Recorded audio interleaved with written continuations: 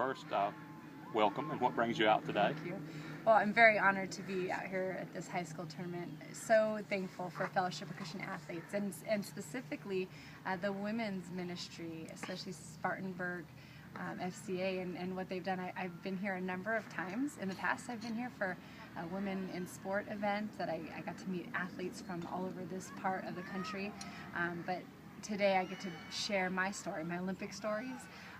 But beyond that, I get to share about how Jesus changed my life and how God a lot of times will use our very passions to bring Him glory if we will see where He is in all of that. I know with FCA in this community, with the Upward Center here in this community, that has been a tremendously, I don't want to say renewed because the effort's always been there, but the effort's been brought to the forefront in the past couple of years, especially through FCA and through Upward. How big a thing is it to see it have that kind of growth?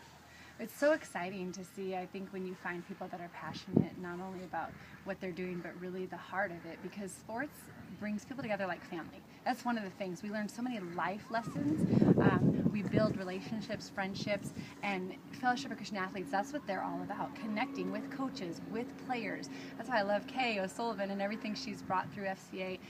I think growth is going to happen when something good is going on, and when you're reaching these people where they're at, loving them, but also encouraging them to be all God created them to be, I think the natural result will be growth. When you look at a high school linebacker, he's got $1 million, a guy with $1 million contract to look up to.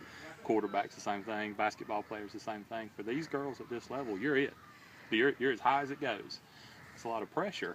What do you talk to them about? I think it's the biggest honor. I like to share that for me, I just loved playing this sport, and I didn't know the places it would take me, but by putting in the effort day in and day out and being my very best, I had opportunities to get a college scholarship to play at the University of Arizona.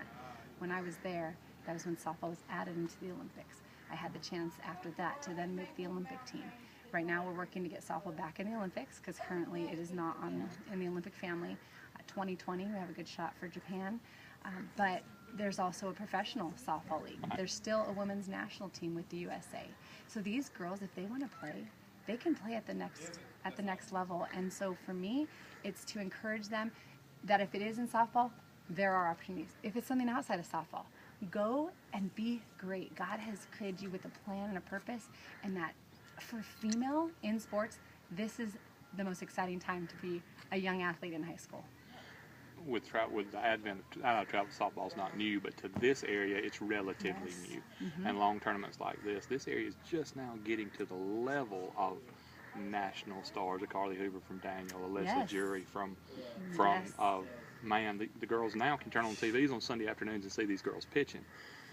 How important is it to talk to them about continuing to work and continuing to build? Because whereas in years past, South Carolina might have been a little bit behind, now the talent level is catching up. The talent level is absolutely catching up. We're seeing this across the entire country, places that used to be behind. I think it is important to see people from your own area on that national stage, on TV, competing in the SEC, at the top programs in this entire country. You see that and you say, that is within reach. I can be that next person. So then you go back to square one. What am I doing today to achieve that? What kind of teammate am I? How am I listening to my coaches? Am I putting in the extra time? Am I doing the little things? That's how it begins and then grows, and you keep your eyes on that prize.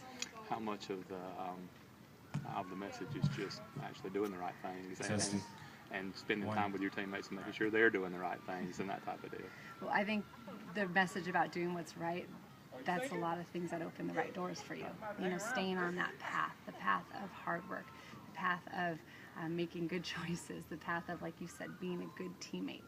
Those are the key essentials that make all the difference. And then I also have to bring in, because I've seen how much God has done in my life, that if God wants that plan for you and you do your part, those doors will open and you will end up at the right place for you. And you don't know where that can take you. It took me around the world. It took me to 3 gold medals. I had to put in the time and the work, but at the end of the day, it was part of God's plan for me.